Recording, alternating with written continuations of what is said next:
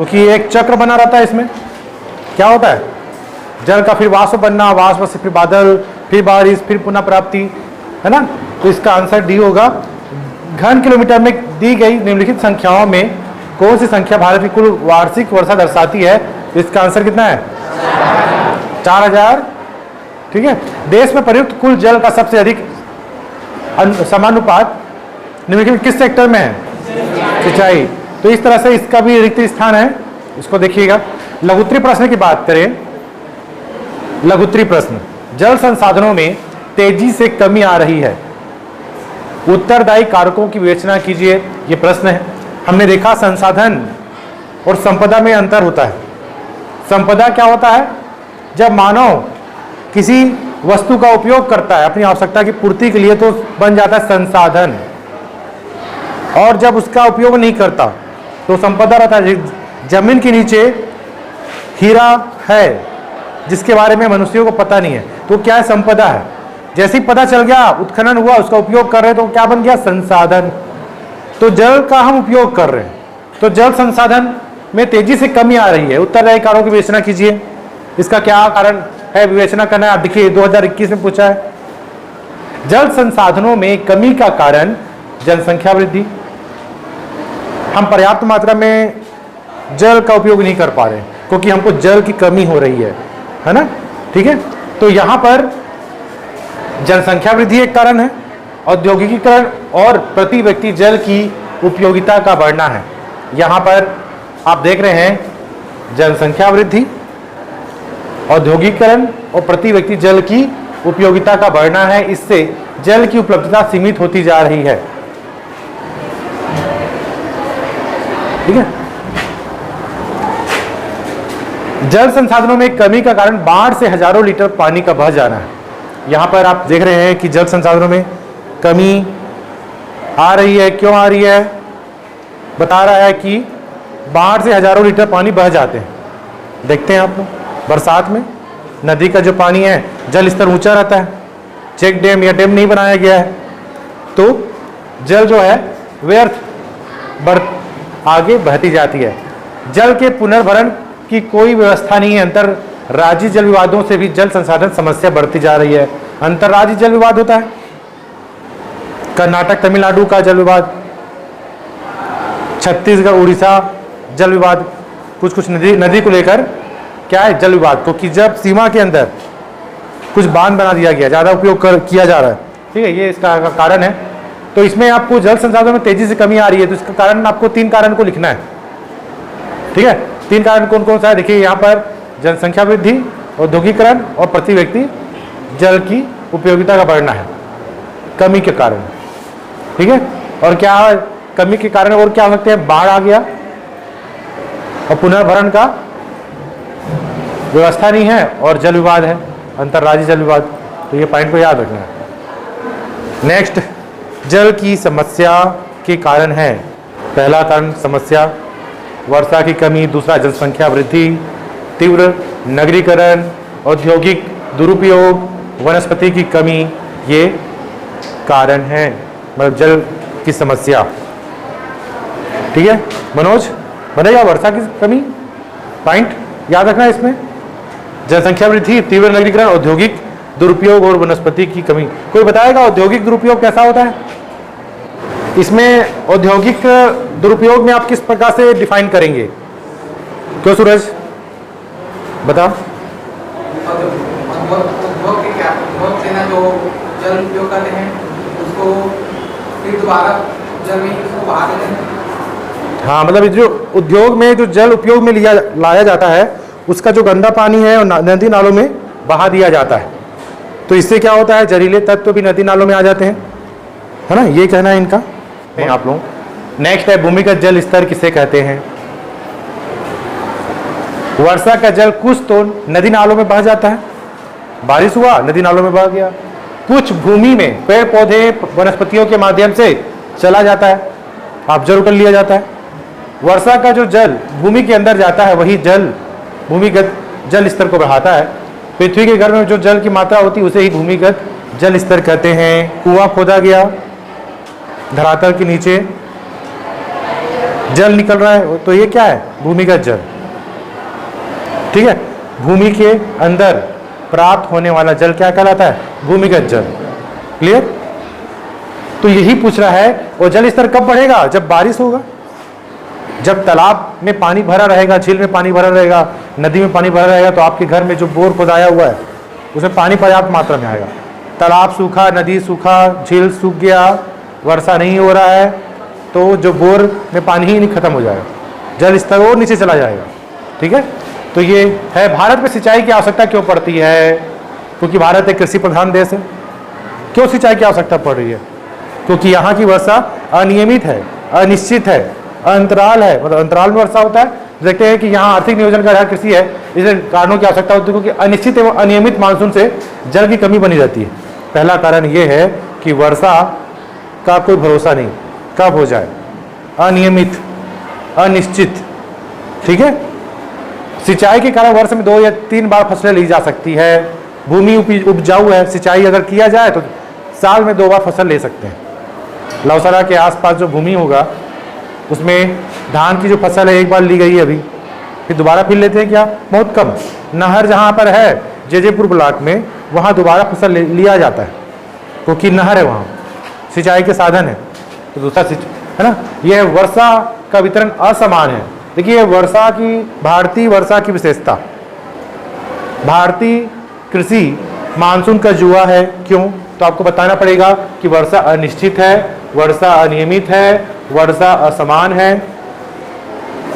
वर्ष में 4 माह वर्षा होती है, शेष समय सूखा रहता है। मानसून का काल 4 माह। वर्षा अधिकतर मूसलाधार होती है, जिससे जल संचय नहीं हो पाता है। मूसलाधार किसे कहते हैं? क्या होता होगा मूसलाधार? सोचिए, लगातार बारिश हो रहा है, अगर किसी प्लांट में आपको पानी डालना है तो ड्रिप सिस्टम से, ड्रिप सिस्टम जानते हैं? ड्रिप सिंचाई की एक पद्धति है, ड्रिप सिस्टम, जिसको बोलते हैं टपक प्रणाली। प्रश्न पूछेगा टपक प्रणाली क्या है? ठीक है मोनिस, टपक, हम देखते हैं उस पद्धति में पाइप के द्वारा पौधे के जड़ में टपक, मतलब बूंद बूंद करके पानी गिरता रहता है उस छोटे से पाइप के जरिए। इससे क्या होता है? वो पौधा अच्छी प्रकार से क्या होता है? फलता फूलता है, उसको अच्छे मात्रा में जल मिलता है। अगर हम वहाँ पर बोर चालू कर दें, या हम आए बोर चालू करके पानी डाल रहे हैं जड़ में, तो पानी तो अधिकांश बह जाएगा, उस वनस्पति तक पहुँचेगा, मगर उतनी मात्रा में नहीं पहुँचेगा जितना टपक प्रणाली में होता है। मूसलाधार वर्षा, तेज बारिश हो रही है, बारिश तेज हो रही है, पानी बह रही है, जाकर नदी में मिल गई, नाले में, समुद्र में जाके मिल गई, पानी का उपयोग बहुत कम हो रहा है। ठीक है, क्लियर हुआ? 1 बाल्टी पानी में आपको नहाना है, एक व्यक्ति जो है 1 बाल्टी पानी में क्या कर रहा है? पूरा बाल्टी भर के डाल दे रहा है उसके ऊपर, और एक मग का यूज कर रहे हैं, तो कौन अच्छे से नहाएगा? मग वाला। एक एक मग करके आराम से साबुन लगाएगा, साबुन के बाद मस्त झाग फिर जग का उपयोग करेगा, है ना, मग का। और 1 बाल्टी पानी डायरेक्ट डाल देंगे तो होगा क्या? नहीं। तो सेम यही है, मूसलाधार एक प्रकार का 1 बाल्टी पानी, और टपक प्रणाली क्या है? 1 मग पानी, फिर 1 मग पानी, बूंद बूंद की पद्धति। ये है। विशाल आबादी के भरण पोषण के लिए वर्ष भर उत्पादन एवं कृषि आवश्यक है, ये भी आवश्यकता है। वाटर हार्वेस्टिंग की व्यवस्था नहीं। वाटर हार्वेस्टिंग है क्या? मैंने बताया था, वर्षा का जल को स्टोर करके रखा जाता है। घर के आसपास का जो परिसर होता है उसके धरातल के अंदर एक टैंक बना दिया जाता है, वहाँ स्टोर रहता है। ठीक है, अधिकांश भागों में जनवरी फरवरी में जल स्तर कम होने लगता है। तो ये अच्छा प्रश्न है, पूछता है सिंचाई की आवश्यकता क्यों पड़ेगी? भाई कृषि कर रहे हैं, पानी नहीं है कृषि के लिए, तो क्या करेंगे? सिंचाई करेंगे, वो तो जरूरी है। ठीक है, दीर्घोत्तरीय प्रश्न है, देश में जल संसाधनों की उपलब्धता की विवेचना कीजिए और उसके स्थानीय वितरण के लिए उत्तरदायी कारण बताइए। क्या क्या कारण है? 4 स्रोत हैं जल संसाधन के। कौन कौन सा स्रोत है? 4 स्रोत, नदी, तालाब, कुआं, वर्षा। छत्तीसगढ़ के किस जिले में कुएं ज्यादा हैं? जसपुर में, है ना। और भारत के किस राज्य में कुएं ज्यादा हैं? आंध्र प्रदेश। तो ये नदियां कहाँ, किस राज्य में सबसे ज्यादा बहती हैं नदियां? यूपी का सुने होंगे, सबसे ज्यादा लंबाई वाली जो क्षेत्र है यूपी का है। तालाब से सिंचाई हो रहा है तमिलनाडु में, तरह से तालाब, तरह से तमिलनाडु। तो ये मानसून की स्थानीय विभिन्नता और वर्षा मौसम केंद्रित होने के कारण जल संसाधन की समस्या बनी रहती है। जल संसाधन की समस्या बनी है, क्यों? मानसून के कारण। मानसून कैसा है? विभिन्नता है, आप लोगों की तरह, कभी टपके कभी नहीं टपके, कभी आए स्कूल कभी नहीं आए, कभी आए तो बहुत मूसलाधार टाइप का आ गया जैसे कि आज, और कभी टपक सिस्टम टाइप के, टपक टपक ड्रिप सिंचाई पद्धति, पहला पीरियड में फुल, लंच के बाद गायब। ठीक है, तो ये है जल के स्थानीय वितरण की विभिन्नता के कारण वर्षा की मात्रा, नदियों की मौसमी, मैदानी भागों में भूमिगत जल क्षमता 40% है। ये जानिएगा, कुछ नहीं है खास इसमें, आपको बताना है जल संसाधन के कितने स्रोत हैं? 4 स्रोत। नहर भी आएगा बाद में। ये प्रश्न पेटेंट है, पूछा गया कई बार, देखिए 2022 में पूछा। प्रश्न है जल संभर प्रबंधन क्या है? क्या आप सोचते हैं कि यह सतत पोषणी विकास में एक महत्वपूर्ण भूमिका अदा कर सकता है? प्रश्न समझिए पहला तो ये प्रश्न का उत्तर लिखना है एक पैराग्राफ में, लिखा भी होगा एक पैराग्राफ में, बाकी का इसमें लिखा होगा। ठीक है, ठीक है सुमेंद्र। धरातली और भूमिगत जल संसाधनों का उचित प्रबंधन ही जल संभर प्रबंधन कहलाता है। इसको समझाइए आप लोग, जब आप लोग घर में अकेले पढ़ते हैं, अध्याय हो चुका है, घर पर उत्तर पढ़ रहे हैं, तो कैसे समझोगे इसको? रटोगे आप लोग? रटोगे, समझना तो है नहीं, तो ये कैसे समझोगे इसको? कैसे याद करोगे? क्या बोल रहा है? मैनेजमेंट घर का इनकम है 10,000 रुपये और खर्चा हो रहा है 20,000 रुपये। ठीक है, आमदनी 98, खर्चा रुपया, तो क्या किया जाएगा? प्रबंधन किया जाएगा, मैनेजमेंट किया जाएगा।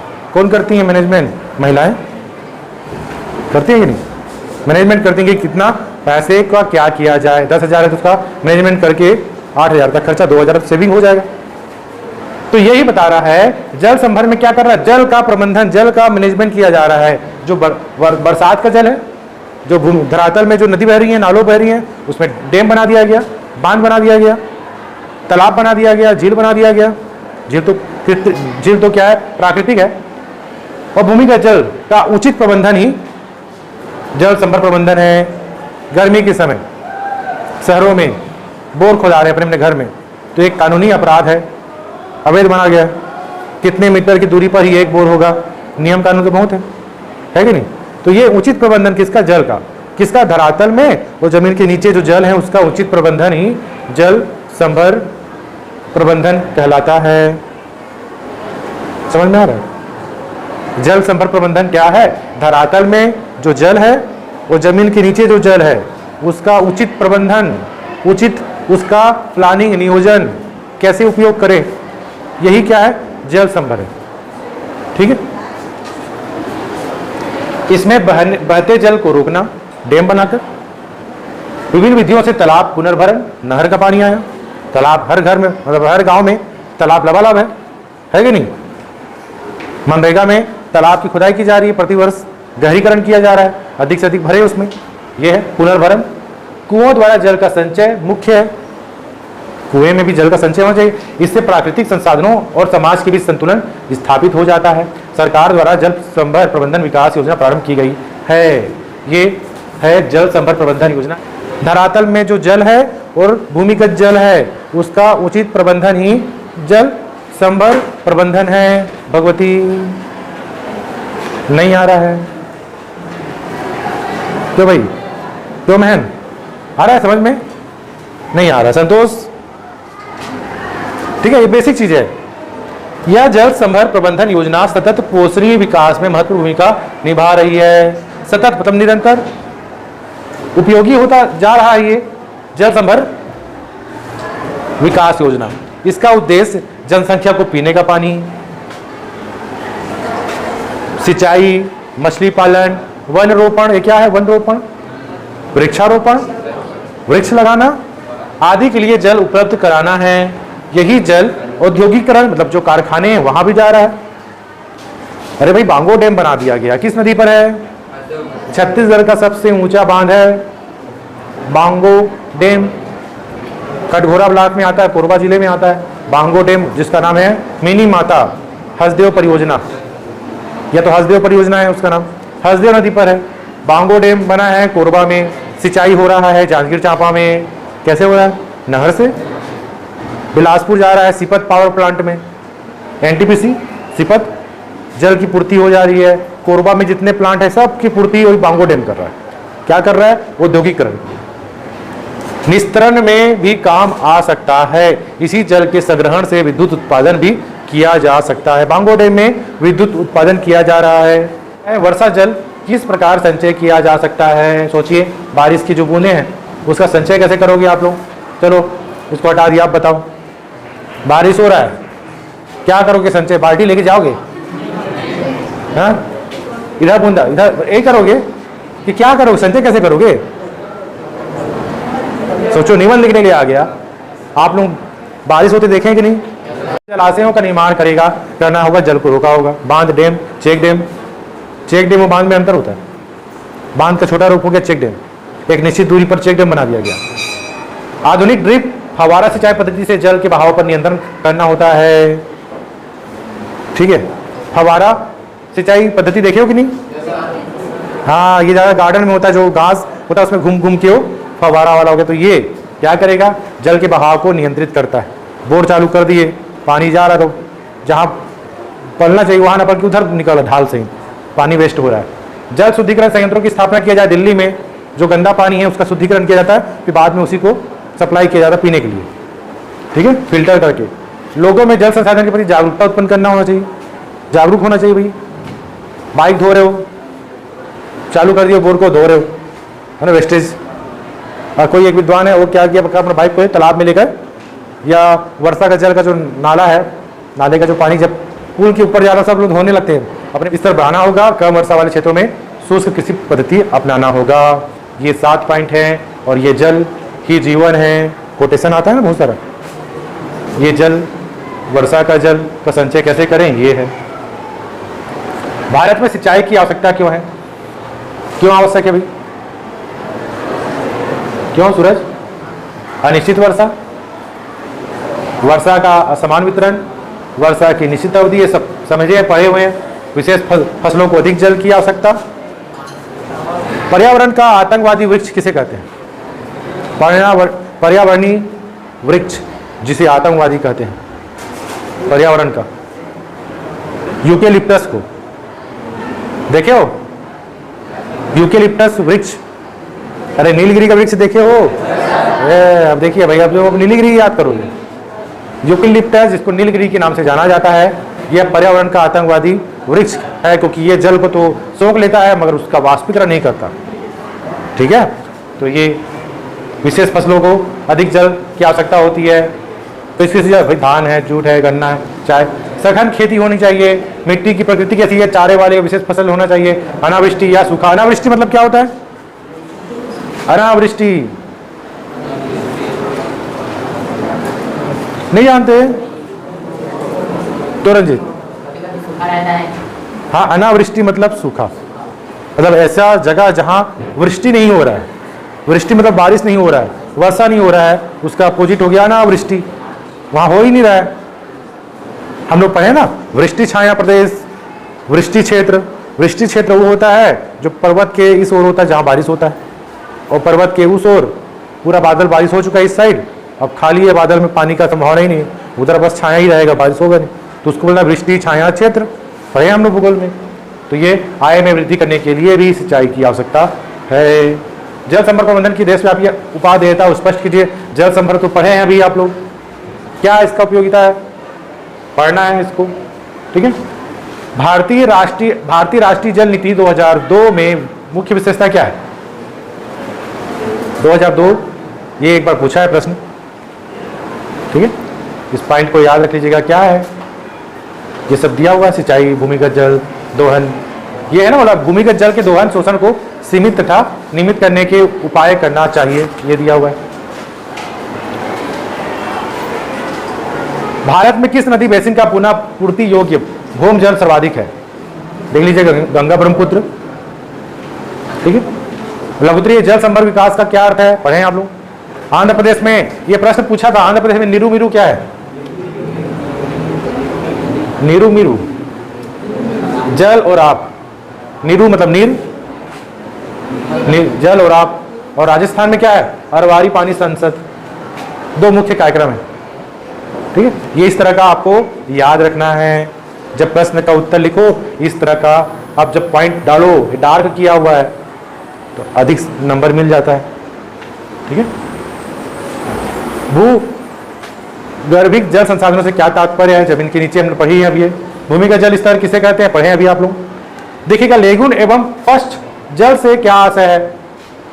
लेगुन तमिलनाडु। चिल्का झील किस राज्य में है, अरे नहीं गए हो, जगन्नाथपुरी नहीं गए हो। हाँ? तो ये तो उड़ीसा में है ना भाई चिल्का झील, नक्शे में भी दिखेगा वहां पर। फिर जल संभर, इस अध्याय में बस ये इंपॉर्टेंट है, अच्छा, और ये गलत मत करिएगा। क्यों रेशम, जल चक्रण से क्या तात्पर्य है, जल का पुनः उपयोग। ठीक है, वर्षा जल संग्रहण की उपयोगिता बताइए। संग्रहण क्या कर रहे हैं, वाटर हार्वेस्टिंग वाला ये क्या, तालाब से। भारत में सिंचाई की आवश्यकता क्यों होती है, ये बहुत बेसिक है और इजी टॉपिक है। पृष्ठीय जल व भौम जल में अंतर बताइए। पृष्ठीय जल को देखिए धरातली जल बोल लीजिए, धरातल के ऊपर पाया जाता है। पृष्ठ, धरातल के ऊपर नदी नालों तालाबों में जो हमको दिखता है ये पृष्ठीय जल है भाई। जमीन के नीचे दिखता है क्या आप लोगों को, भाई जमीन के नीचे है, कहाँ दिखेगा, जब कुआं खोदा गया तब बोर खोदा गया और उसका पानी निकला तो आप देखो कि भाई यहाँ से आ रहा है। तो ये तो है सब। नदियाँ भूपृष्ठीय जल का प्रमुख स्रोत हैं। ठीक है, ये भूपृष्ठीय है। जल संसाधनों का हाथ सामाजिक द्वंद्वों और विवादों को जन्म देते हैं। इसे उपयुक्त उदाहरण सही समझाइए। इसमें क्या होगा, होता है कि नहीं, द्वंद्व होगा कि नहीं। पानी की कमी है, एक टैंकर आ गया है उस मोहल्ले में पानी, और उपयोग करने वाले 500 लोग, और मात्र 300 लोगों के घर कहीं पानी भर पाएगा, तो क्या करेंगे, भगदड़ मचेगा, लाइन लगा रहेगा बाल्टियों का। कोई बाल्टी हटा दिया तो क्या होगा, सब जान रहे हैं। तो ये आखिर जल संसाधन का हास हो रहा है तो सामाजिक द्वंद्व तो आएगा ही। तो ये बहुत सारे विवाद हैं, पंजाब हरियाणा राजस्थान राज्यों के बीच भी विवाद चल रहा है नदियों के लिए। ठीक है, भारत में जल संसाधनों की कमी के लिए उत्तरदायी किन्हीं 5 कारणों की व्याख्या कीजिए। फिर वही अनिश्चित अनियमित ये सब आ रहा है ना। ये जल संभर प्रबंधन क्या है, फिर वही दीर्घोत्तरी में आ गया, मतलब ये देखा गया है। ये दामोदर घाटी क्षेत्र का विस्तार बता रहा है, दामोदर घाटी क्षेत्र। प्रश्न पूछेगा बहुउद्देशीय परियोजना क्या है, किसी एक बहुउद्देशीय परियोजना के बारे में विस्तार से लिखिए। तो इसका आंसर कैसे बनेगा, आप देख रहे हैं कि दामोदर घाटी क्षेत्र का विस्तार बिहार में, झारखंड में, इसका फैलाव कहाँ पर है आप देख सकते हैं। कौन कौन सा, दामोदर नदी है, दामोदर नदी है, कोनार नदी है, ये बाल पहाड़ी है, ये पेचेत पहाड़ी है। तो आप इसको नक्शा में बनाएंगे, मतलब नक्शा नहीं, आप भारत का नक्शा में भी आप इसको बता सकते हैं कि यहाँ पर है। और ये सब मैथान धनबाद ये सब लिख के भी आप बता सकते हैं। दामोदर, भाखड़ा नागर बांध, भाखड़ा नागर परियोजना, बांध के पीछे बनी झील का नाम है सिखों के 10वें गुरु गोविंद सिंह के नाम पर गोविंद सागर रखा गया है। प्रश्न पूछेगा गोविंद वल्लभ पंत सागर कहाँ है, और पूछेगा गोविंद सागर कहाँ है। तो ये गोविंद सागर है, गुरु गोविंद सागर झील जो है कहाँ है, भाखड़ा नागर बांध के जस्ट पीछे। भारत का सबसे बड़ी बहुउद्देशीय परियोजना ये है। ठीक है, ये देखिए कहाँ पर है, इसका चित्र बना सकते हैं, नंबर ज़्यादा पा सकते हैं। भूगोल में भाखड़ा बांध बना दिया। ठीक है, ये कुछ प्रश्न हैं। निम्नलिखित में से जल किस प्रकार का संसाधन है, फिर वही प्रश्न सब जान रहे हैं।